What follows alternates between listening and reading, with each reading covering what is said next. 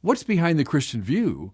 Well, that each individual human being, no matter what their economic status or educational background or where they were born or what their race or gender is, that every human being is created by God, more to it, redeemed by Christ, more to it, destined for eternal life.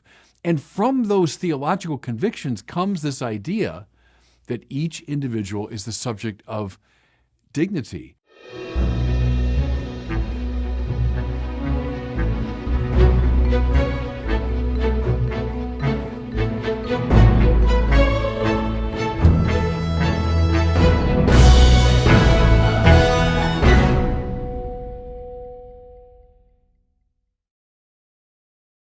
Well, the Vatican just came out with a document called Dignitas Infinita, and there's been a lot of commentary upon it because of what it says about gender theory and so on. But I want to back away a bit from that issue and look at three general themes that I think are really worth spending some time with. First of all, the title itself, the infinite dignity of the human person. Now, I bet a lot of people, especially in the West, if you talk about the dignity of the individual person, would say, well, yeah, of course, that's true. But I want to suggest that of course it's true is not at all the right response. If you look at political arrangements and cultural assumptions across the ages and across the cultures, you'll find lots of exceptions to the view that each individual human person is a subject of infinite dignity. Look in the classical world. I mean, that the upper crust of society maybe was worthy of dignity, but the ordinary person, no way. Julius Caesar kills, they estimate, 1 million people in his campaign in Gaul, and no one called him to task for it as though he was violating people's dignity. Then, come right up through the ages to our own time. Look at the totalitarianisms of the last century. The dignity of each individual human being? Come on. In my own lifetime, in Maoist China, in Soviet Russia, I mean, there was an enormous disrespect, Nazi Germany, obviously, for the dignity of the individual.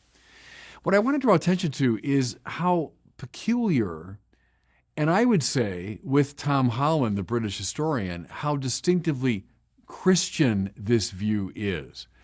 The fact that we take it for granted in the West is the result of our coming of age in a culture that's still largely determined by Christian assumptions. What's behind the Christian view? Well, that each individual human being, no matter what their economic status or educational background or where they were born or what their race or gender is, that every human being is created by God, more to it, redeemed by Christ, more to it, destined for eternal life. And from those theological convictions comes this idea that each individual is the subject of dignity. That's why I think it's wonderful, actually, that it's the Pope.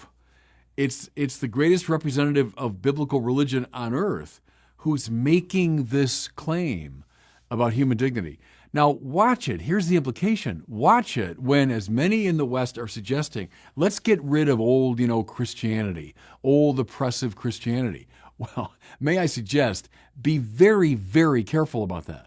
Because you rip this plant out of the soil of Christianity, I think you'll find that the belief in human dignity evanesces pretty quickly.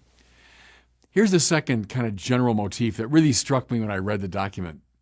And I've talked about it before, but the wonderful strangeness of Catholic social teaching. What I mean here is it is simply impossible to categorize Catholic social teaching according to our clunky categories of left and right. Is Catholic social teaching liberal? Is it conservative? Is it more like the Democrats, more like the Republicans?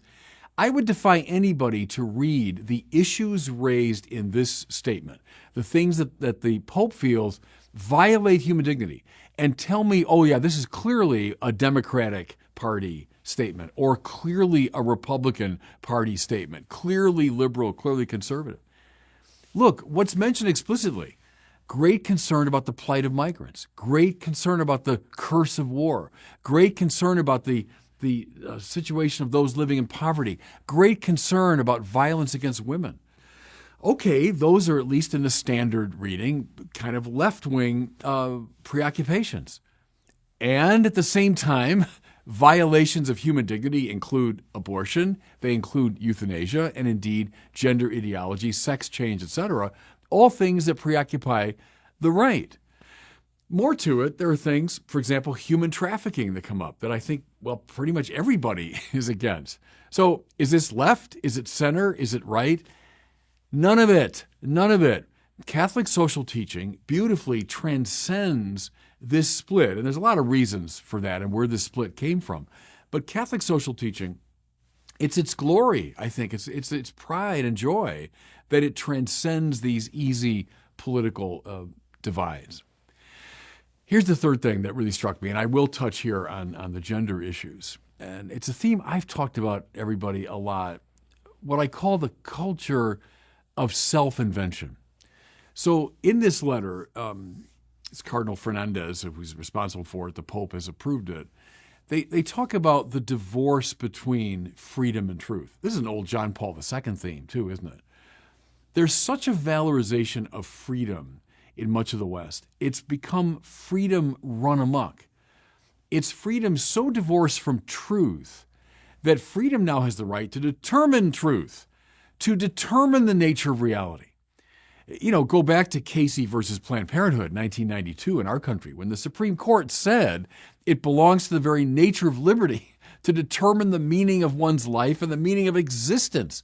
I mean, one of the most absurd things ever said in the jurisprudence of any country, that my freedom determines the nature of reality. But that's exactly what we have today in our culture. And you see it especially in regard to gender theory. I decide my gender. Well, what about your body, which seems to be kind of a given, that we're created male and female? Oh, who cares? The body can be changed because freedom, my freedom, is so absolute. Well, this is exactly what the church is speaking out against, and thank God for it. Can I read you just a quote directly from the letter I thought was very telling? Listen. Regarding gender theory, the church recalls that human life, both physical and spiritual, is a gift from God. This gift is to be accepted with gratitude and placed at the service of the good. Desiring a personal self-determination apart from this fundamental truth amounts to a concession to the age-old temptation to make oneself God. Dead right, it seems to me. He's going right back, to the book of Genesis, that when we grasp at the tree of the knowledge of good and evil, that means I determine for myself what's right and wrong, what's good and bad. No, freedom surrenders to the good. It surrenders to the truth and thereby finds itself. So can I just say, as I conclude here, thanks to Cardinal Fernandez and to Pope Francis, because I think in a culture that's sounding increasingly insane, this letter is an expression of sanity.